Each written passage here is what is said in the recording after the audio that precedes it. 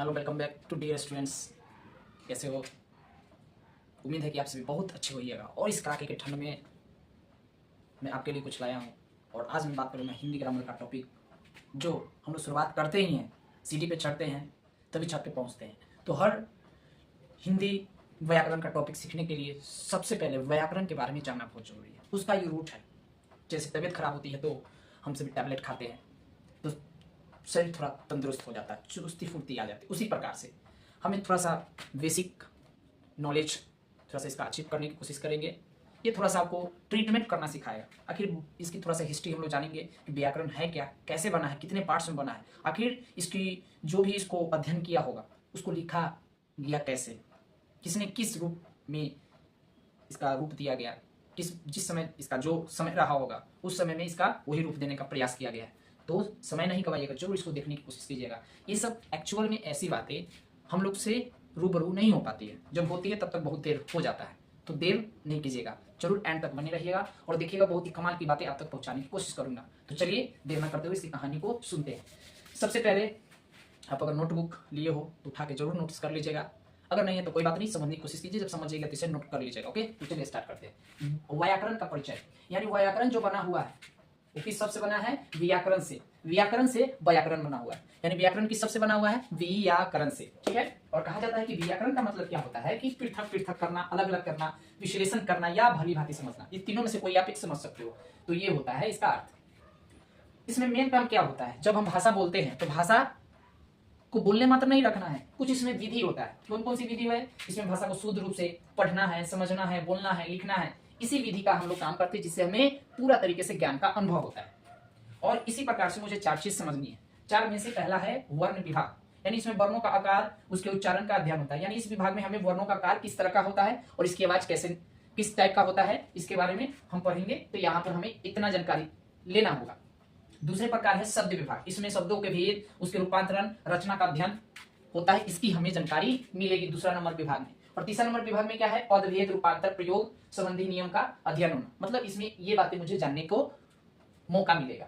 चौथा क्या है विभाग? वाक्य विभाग। इसमें शब्दों का परस्पर संबंध और वाक्यों बनाने का नियम का अध्ययन, यानी उसके हम बारे में जानकारी प्राप्त करेंगे। तो इतने सारे ये जो चार है, इस चारों का समझ जाइए, डिपार्टमेंट अलग अलग है। ये विभाग जो बटा गया है, इस विभाग के बारे में आपको पढ़ना होगा, तभी तो आप जान पाइएगा कि ये जो लिखा है पृथक पृथक करना, विश्लेषण करना, भली बात समझना, तो नहीं समझ पाइएगा। ये इतना क्लियर नहीं होगा जब तक इन चीजों को नहीं पढ़िएगा, तब तक आपको पता ही नहीं चलेगा कि व्याकरण ऐसे ही नहीं बना हुआ है। ये सभी में अपना पावर भेजे हुए है। और इस सबको पढ़ने के बाद तब आपके मेमोरी में, तब आपका दिमाग में पावर आएगी, इसकी शक्ति का भास होगा। तो चलिए, ये व्याकरण के परिवार के बारे में बताए। अब इसकी थोड़ा सा बताते हैं दादा परदादा के जमाने की कहानी।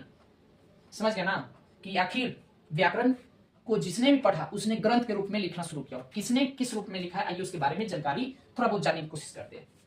1658 ईस्वी में मिर्जा खान ने ब्रज भाषा में व्याकरण नामक ग्रंथ लिखा। 1658 की बात करें। आगे बढ़े 1715 ईस्वी में जोहानस जोजुबा कैदलियर ने खरीफ बोली में व्याकरण लिखा। ठीक है। 1856 ईस्वी में श्रीलाल ने भाषा चंदोलय में लिखा। यानी व्याकरण देखिए किस किस रूप में, किस किस भाषा में लिखी जा रही है, कब लिखी जा रही है, वो भी बताया जा रहा है। नेक्स्ट है 1858 ईस्वी में रामदत्त ने भाषा तत्व बोधनी में लिखा। 1868 ईस्वी में नवीन चंद्र राय ने नवीन चंद्रोदय में लिखा। फिर आगे बढ़िएगा 1870 ईस्वी में शीतल प्रसाद ने शब्द प्रकाशिका ग्रंथ में लिखा। इन सब ग्रंथे में है, यानी व्याकरण को किस रूप में लिखा जा रहा है वो बता रहे हैं। 1871 ईस्वी में पादरी एयरिंगटन ने भाषा भास्कर में लिखा। 1875 ईस्वी में राजा शिव प्रसाद सितारे हिंद ने हिंदी व्याकरण में लिखा। 1877 ईस्वी में 77 ईस्वी में बाबू अयोध्या प्रसाद खत्री ने हिंदी व्याकरण में लिखा ग्रंथ, यानी इसका व्याकरण था। 1885 ईस्वी में बाबू रामचरण सिंह ने भाषा प्रभाकर में लिखा। 1905 ईस्वी में महावीर प्रसाद द्विवेदी ने भाषा और व्याकरण में लिखा। फिर आगे बढ़िएगा 1920 ईस्वी में कामता प्रसाद गुरु ने हिंदी व्याकरण में लिखा। 1948 ईस्वी में पंडित किशोरी दास वाजपेयी ने राष्ट्रभाषा व्याकरण में लिखा। फिर आगे आप बढ़ोगे 1957 ईस्वी में पंडित किशोरी दास वाजपेयी ने हिंदी शब्द अनुशासन में लिखा।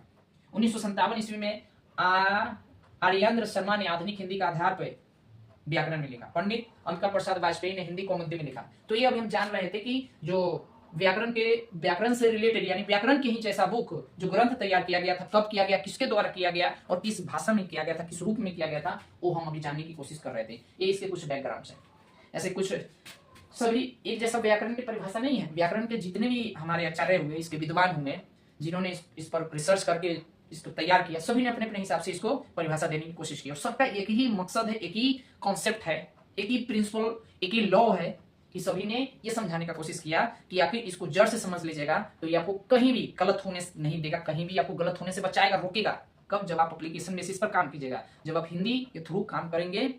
इसके सही अगर देखा जाए तो लिटरेचर के अकॉर्डिंग, लिटरेचर जो साहित्य के थ्रू आप जब काम करेंगे तो इसमें आपको एक परामर्श देगा, इसमें आप ये सजेशन देगा कि आप यहाँ पर ये नहीं, ये रूल लगानी होगी, तब जाके सही होगा। तो ये रूल सिखाता है, यानी नियम के अनुसार ये आपको काम करना सिखाएगा। ये है व्याकरण।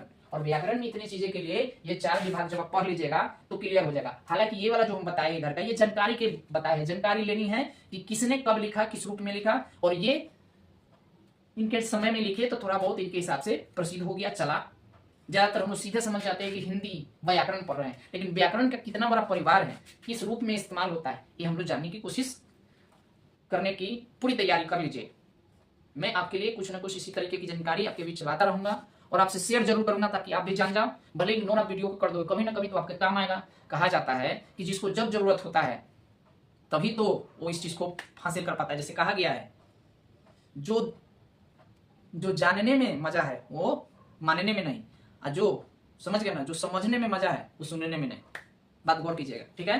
तो चलिए हम लोग मिलते हैं नेक्स्ट वीडियो में, और जाते जाते एंड में जरूर कहेंगे, कमेंट सेक्शन में आप अपना ओपिनियन जरूर दीजिएगा कि आपको ये कितना फायदे दे रहा है। तो मिलते हैं उसी वीडियो में, बहुत सारी उसमें बात करेंगे। Thank you very much. जय हिंद, जय भारत, गुड नाइट एवरीवन।